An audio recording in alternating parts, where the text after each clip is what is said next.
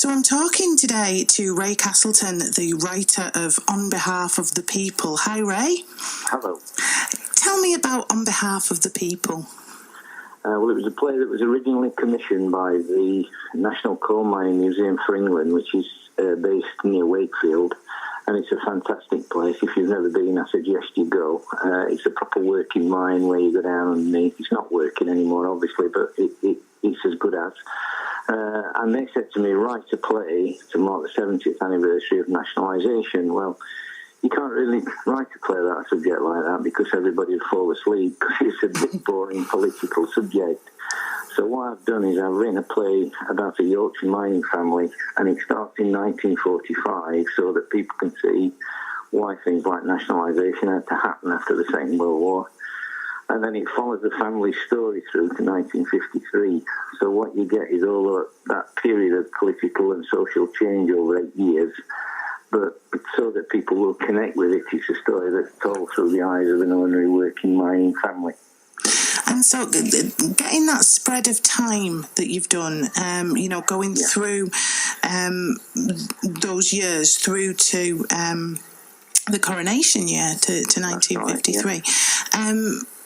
Was the focus there because of the amount of social change that went on in those years? Well, it is that, yeah. You see, you can't have an industrial change like that without it affecting everybody. And the way I write is I look at all the global issues that are happening around the central characters, and I think about, if you draw a modern parallel, Brexit in one way or another, for good or evil, depending on your point of view, is going to affect us all. And yet, in the middle of it all, people have to go on living their ordinary lives. And that's the thing that really interests me, is how the global reflects on ordinary working people and families. And it was no different then, except the changes then, because of what had happened, and 70 million people across the world had been killed by war. The seismic changes that had to happen were really dramatic. But I've tried to bring it down where a young man comes back from the war, but his older brother doesn't.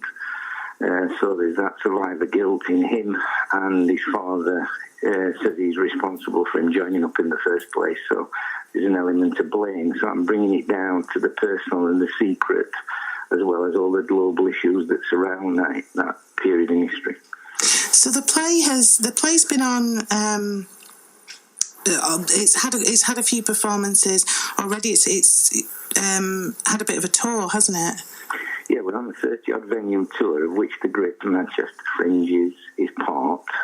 We did it last year 4 times at the National Coal Mining Museum, and then we took it on a tour of 11 community venues, because we're a company that believes in taking to theatre to people who don't have a theatre to go to. So we do community venues as well as big venues. And it was well received, and the big theatres have picked it up. But we wanted to bring it over to Manchester, to the Greater Manchester Fringe, because obviously it's a fantastic event, is the Fringe, and it deserves to have visitors from outside the Manchester area, we think, and stories told from a slightly different point of view. Stories that are not necessarily contemporary, but they've got a lot of contemporary issues within them. So, for example, now we have 0 hours contracts and minimum wages, and this is what the father goes on about having in the 1920s and 30s. So you can see, although it's a historical story, it's got lots of modern parallels. So, I was going to ask you, you've sort of preempted my question. It's brilliant. I was going to ask you what people would get out of seeing the play. But those contemporary parallels is one of the really interesting things about it. Yeah, you see, there's the old saying that if you forget about your history, you're condemned to relive it. And I think one of the big things is that what I like to do as a writer when we're talking about industrial and social history, which is what I tend to have ended up writing about by default more than anything, but there you go, and that's the art for you. You never plan anything. It's the thing that I like writing about 20th century history, because I'm hoping that 1 or 2 people will look at it and think, well, if they put up with that then, why are we still putting up with it 70 years later? And, these people tried to fight to get better pay and conditions and everything else for us. Where's that gone? Where's that gone for the people at the bottom end of the ladder? Yeah.